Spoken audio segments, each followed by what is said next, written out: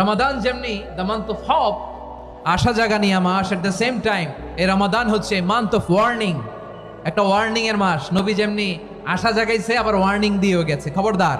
ওয়ার্নিংটা কেমন? আল্লাহর হাবিব সাল্লাল্লাহু আলাইহি ওয়াসাল্লাম মসজিদে নববীর ভেতরে হঠাৎ তিনি মসজিদে নববীর মিম্বারে পা রেখে বললেন আমিন।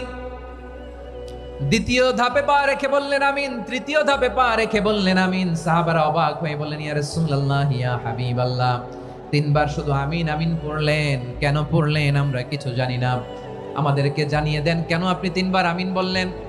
রাহমাতাল লিল আলামিন আল্লাহর হাবিব বললেন, ও আমার প্রাণের সাহাবীরা, আমি যখন মসজিদে নববীর মিম্বারের প্রথম ধাপে পা রেখেছি, সাইয়েদনা জিবরিল এসে আমাকে বলেছে, ও নবী, আপনার নাম শুনে যে ব্যক্তি আপনার উপর দুরূদ পড়ে না তার ধ্বংস। আপনি বলেন আমিন। আমি বলেছি আমিন।